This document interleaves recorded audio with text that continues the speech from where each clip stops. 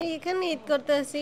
আমি তো এসব জায়গায় আগে কখনো থাকি না। একজন মুক্তিযোদ্ধা ছেলে মেয়েরা এমপি মন্ত্রী হওয়ার জন্য প্রস্তুতি নিচ্ছে।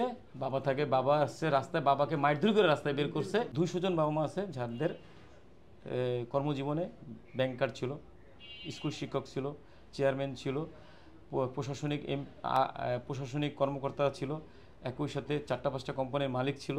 ঠিক আছে, বিভিন্ন বড় বড় রাজনীতিবিদ ছিল। জীবনের শেষ সময় এসে সম্পদ সম্পদ ছেলে মেয়েদের মধ্যে ভাগাভাগি হয়ে গেছে বা যে কোনো কারণে তারা এখন রাস্তায়। আমি তো এসব জায়গায় আগে কখনো থাকি না, এখন থাকতে থাকতে অভ্যাস হয়ে গেছে, ভালো লাগে। এটা আমার মেয়ে, বয়স এই 9 মাস চলে। আসলে হাসপাতাল থেকে এক সাংবাদিক এখানে শিফট করছে। এখানে খুব ভালো লাগে, দাদা অনেক আদর করে, ভালো লাগে। এখানে ঈদ করতে আসি, খুব ভালো লাগতেছে। কেননা আমি তো এসব জায়গায় আগে কখনো থাকি না, এখন থাকতে থাকতে অভ্যাস হয়ে গেছে, ভালো লাগে। কোনো ফ্যামিলির সাথে যোগাযোগ হয়নি, চেষ্টা করছি, কিন্তু আমার দেওরে কইছে ভাবি আপনারা দেখতে আম্মু আনি, তারপর আর আসিনি। এখানে কিভাবে আসলাম না আসলাম এটা আমি বলতে পারবো না, কিন্তু আমার আমার বাসার থেকে বলতে করছে আমার স্বাস্থ্য আল্লাহ এলে ভালোই যোগাযোগ আমি করি না, যে কোনো একটা কারণে বসত। তাইলে বলি আমার এই পাউডার, আমার ডায়াবেটিস, এই যে পাউডার, হ্যাঁ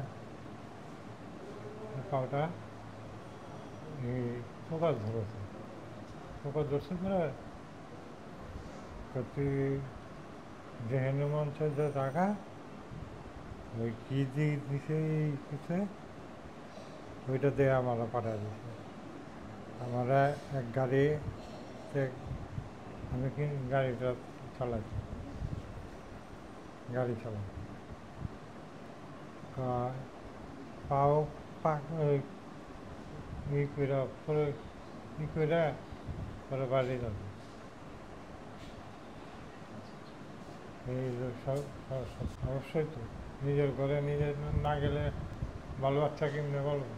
এখানে আসার পরে আমি কোনো যোগাযোগ করিনি, আমার মোবাইল টোবাইল সব রাস্তায় করে রয়েছে।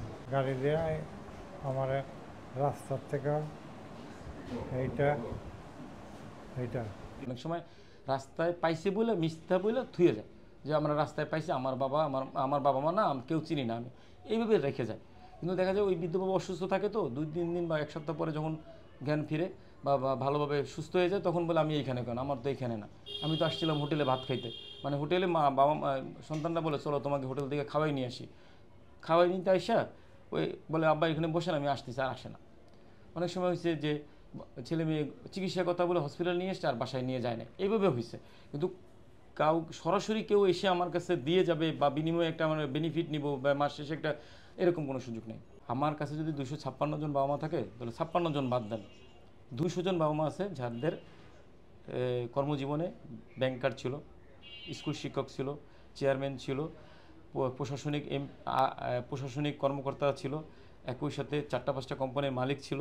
ঠিক আছে, বিভিন্ন বড় বড় রাজনীতিবিদ ছিল। জীবনের শেষ সময় এসে সম্পদ ছেলে মেয়েদের মধ্যে ভাগাভাগি হয়ে গেছে বা যে কোনো কারণে তারা এখন রাস্তায়। এখন এখানে একটা বিষয় বলি, অনেক বাবাদের দেখা যায় কি যে 2টা বিয়ে করার কারণে অনেক ঝামেলা হয়। অর্থ সম্পদ ছিল, 2-3টা বিয়ে করছে, কোনো ছেলে মেয়ে জীবনের শেষ সময় আর দায়িত্ব নিতে চায় না।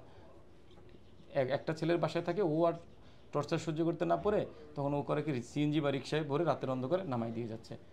সর্বশেষ রাস্তায় 6 মাস, 1 বছর, 2 বছর থাকে, থাকার পরে ঘা পচন হওয়ার পরে মানুষ আমাদের খবর দেয়, তখন আমরা আনি। রিসেন্ট এই যে আমাদের জাতীয় নির্বাচন গেল, বাবা মুক্তিযোদ্ধা গুলির ভাতা পাইতো, মানে শরীরে গুলি লাগছে দেখে 15,000 টাকা ভাতা পাইতো, সরকারি পেনশন পাইতো 30,000 টাকা।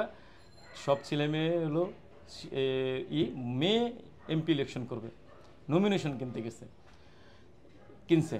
হ্যাঁ, তো এত এত একজন মুক্তিযোদ্ধা ছেলে মেয়েরা এমপি মন্ত্রী হওয়ার জন্য প্রস্তুতি নিচ্ছে।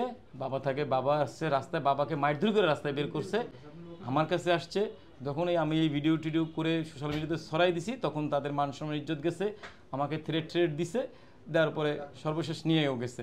যখন দেখছে যে ঘোলাটে হয়ে গেছে তখন রিসেন্ট একটা ঘটনা বলি, একদিন আগের ঘটনা, এক সপ্তাহের ঘটনা আগে বলি। একটা বাবাকে আমরা আনছি যিনি 4টা কোম্পানির মালিক, হ্যাঁ, এবং তার মেয়েকে যখন ফোন দিয়ে বললাম, তিনি বাবার প্রতি অভিযোগ দিল 3 বছরের ছোট শিশুর গায়ে হাত দিছে, এর জন্য বাবাকে মারধর করে ঘর থেকে বের করছে। কিন্তু তার কোটি কোটি টাকা, 4টা কোম্পানি, যদি 4টা লিমিটেড কোম্পানি থাকে তার তো টাকা তো অবশ্যই আছে, এবং তার টাকা দিয়ে নাতিকে পর্যন্ত মানুষ করছে।